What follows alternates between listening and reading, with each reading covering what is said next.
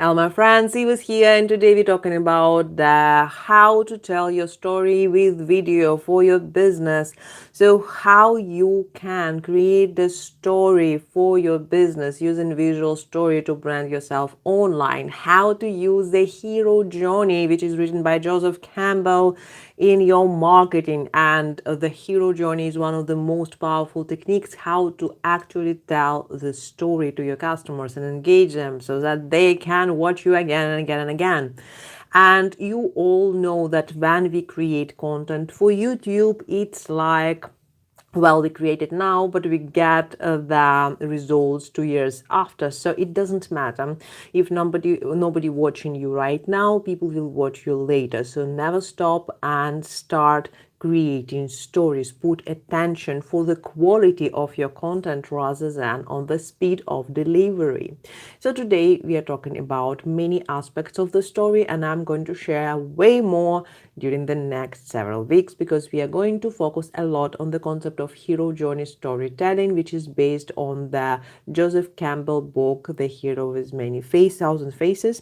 And this is one of the most popular strategies for the storytellers and specifically visual storytellers. So the first thing first, today we're talking about the six important methods which you're going to learn, and I'm guaranteeing you this. If you will implement even one of this, it will improve your videos. If you will implement all four of this, it will improve your videos dramatically. I can guarantee you that. So definitely, please implement these recommendations. So I'm going to look at my notes, and I'm really sorry that I'm not looking eye to eyes, but I want to deliver it to you the best possible content. Therefore, the notes are first. So first of all, remember this. This is a mistake number one, which many people do. They think that when they share the story of their business, it's all about them. So they're like, I did, I was, I that. And people are like, right. Right, that's exactly what I wanted from you, to hear your story. Exactly, that's why I'm buying from you. And then it never led anywhere. Because what people want to know, they want to hear the story about themselves. What they want to know, that you know solution to their problems. What they want to know, that you actually understand where they are at the current state in their business or in their life. So if you are coaching people, you definitely need to show them that you are aware about their problems and you can help them to find the solution and get rid of whatever problem they have, right? So this is another mistake which many coaches do. They say, I don't want to emphasize on the pain point, and marketers then say that you have to work on pain point because this is the highest conversion rate is basically in a pain point. So it's a very confusing matter because people don't want to feel people crappy. They don't want to feel people even more pain. So they avoid this. Yet remember this, you need to acknowledge that you do know the pain of your customers, which means you talk about them. The hero journey in your marketing is about your customers. It's all about how well you know what your customers feel. So in my case, for example, people do feel that they need to add the video to their marketing, but they feel so afraid. They feel uncomfortable. They feel that they have to buy all the possible equipment. They actually become masters of hiding. They experts in hiding while they create thousands of excuses why not to do videos. And my answer for all these people is always very simple. I know your pain, I've been there, and I would recommend you to start. That's it. My recommendation is to start. So definitely do the videos. But when you do the videos, think about your customers. What exactly do they want to hear from you? What exactly do they need to hear to make their decisions? So you turn your videos into funnels, every single video. Now, the second thing, tell your story to those who it matters. If you are familiar with the concept of hero journey, I'm sure that this will be absolutely understandable and relevant to you, and I'm teaching this in my courses and programs most of the time because this is a powerful concept. But the whole idea is that in any story, the people make their steps first, and when they have that call to adventure, they reject it. So the call to adventure basically their problem, and when people feel that they have to make some kind of decisions, they sometimes not in the state of have to. They have an idea that they would like to improve something. For example, you have a problem with your health. Or for example, you have a problem with your video. Let's take my client's problem. So you have a problem with the video and you feel like, that would be good if I would incorporate videos. And it doesn't matter what is the quality of that videos. Nothing matters. It's just like, okay, video, then video. So it doesn't matter for these people if video will be in your marketing or it won't be. And specifically, you hear a lot of false marketers who tell you all this BS about you don't need the site, you don't need this, you don't need this. They are lying to you. But it's okay because they don't understand marketing, and they will tell you a lot of false data. But the thing is that you do need to incorporate video in your marketing. But until it will become the pain, until every single person around you will incorporate video, it will not be a pain. So when I'm dealing with people who actually want to incorporate the video into the market right now, they already understand the necessity of it. And these are people to whom I can sell my services, right? Because if I only talk to people to whom I have to explain the necessity of having site or having video or having brand or something like this, I can talk to these people forever. They are not my clients, and I just need to understand that exactly same thing happened to you.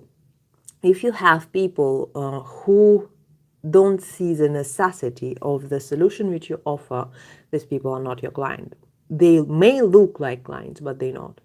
So talk only to people to whom this matter. So your clients, not everyone, only people who understand and ready to buy, ready to cross the threshold and actually go down to the journey with the guide. So they're looking for you. Now the next one, the third main principles of your storytelling is about the value and about the actionable content. So now we come to the meat of the content, and it's not a sequence. When I'm giving you these recommendations, it's not a sequence. It's actually doesn't happen one after another. So I think that the last, the 6th point, will be very relevant right here, but still we will talk about it a little bit later. So the third point is the value. What people believe when they talk about value, they talk about the theory. They say that this is important, this is important, this is inspirational, this is motivational. You see how beautiful it is. And while the motivational content takes its place and it's really important, it's not the selling content. The content which will sell for you has a very particular type of value, which is called the actionable value, which means that you will make people do something. In the moment they do something, in the moment they experiencing something which you teach, these can help you to explain them why they need to buy from you. So basically, when something small worked for them and you recommended this, they will be more likely to buy something from you because they would like to have even better experience, right? So this is why your content, your main content, is not just valuable but also really actionable. This is super key. That is not just a story for the sake of blabbering. This is a story from which people can make some conclusions and act on it instantly. The more actionable it is, the more powerful it is, and the more your story will sink into their mind, so they will really feel that it is relevant. I can give you an example what you can do. So when I had an incredible fear about doing videos online. And specifically, I had a very typical fear. I thought that my accent is terrible. I thought that I'm not looking good. I had thousands of stupid ideas about why I do not supposed to talk in my videos. I already created some videos without me, but I wanted to learn how to speak, basically publicly speak via video. And while I had thousands of excuses, the shift didn't happen, even though I took courses, before I start taking these videos on a daily basis during 30 days. I did participate in the challenge and it did work for me really well. So my recommendation for you, if you want to incorporate video to your business, do the videos. Very simple. So 30 days challenge, 90 days challenge. This is something where you can challenge yourself, go live on your profile or on your page, and this will help you to understand the medium, because this is all about practice. So the fourth thing is the first impression matters. So in my video course, I teach people how to figure out who is their audience, how to improve their video, how to build the right strategy for the video so that they can brand themselves with video, not just create random videos, good or bad or something, but actually brand themselves with video, be authentic, and they are who they are. So all this stuff. So when we talk about the first impression, we really need to create a video which is decent video. And I'm not talking about really complex video. You see what you see right now, it's my phone, it's the lapel microphone. The reason for this particular view, which you see right now, is not that I don't have a camera. I do have a good camera, DSLR camera, and I did create a lot of videos using that camera. However, when I have to set up the camera, I have to charge the battery, I have to do so much to prepare myself to actually create the video that I barely have the interest by the time my camera is set. So the reality of it is this: when we go live, our energy, the sparkles in our eyes are way more important than what we basically prepare in terms of technology. It will be different for many people. So I do not tell you that you only have to do your videos with the phone. Not at all. I love the quality of DSLR. I love the quality of the perfect bokeh, which is my 100mm lens give me, and I love it so much. But I feel that if I have to spend 3 hours on my video and then for editing, etc., that become a really big pain. I don't like to create my marketing to turn my marketing into the pain. I prefer to make things as easy as it possible with the maximum feedback. Therefore, I'm shifting right now to live videos on YouTube, and I would like to know how it will work. So this is the thing. So first impression matters. Make it as good as it possible, but don't overthink it. So if you have lapel and a good phone and a good internet, good enough for first impression, think about the valuable of content. It's also part of the expression. And also think about the good quality light which you can build with very affordable technology. So in my case, it's just a huge window in front of me. It's a very simplest and the best light ever. So now let's move forward. And the fifth one is structure your story. So whenever you create your videos, whenever you start your visual storytelling, keep in mind that you will start with something, you will tease people, you will hook people, you will introduce yourself, you will talk about something, and then you will give the body of your story, and then you will give the outro. So why do we need to follow the structure when we actually create the video? It's easy for people to follow certain structure. It's much easier to follow 6 steps than to just go through the random storytelling and talking, because right now I'm just talking to you, and talking heads are most boring videos in the world. So right? We really need to focus on these parts. So we really need to have the structure to our video, and it doesn't need to be complex. It just need to know how you move your viewer from one point to another, and what do you expect from your viewer, because this is a very known saying: if you will not ask for purchase, if you will not ask to buy, nobody will ever buy. So if you want people to buy from you, guide them to their purchase. Does make sense? I hope so. So the sixth one is engage with your customers and engage them, ask them to actually put comments and share their stories. And this is exactly what I'm going to do right now, because I know that if you are experienced in YouTube, and I believe that you quite probably have your own experience with storytelling, so I will ask you to share your recommendations, because I would like to create the collection of the best tips on storytelling under this post.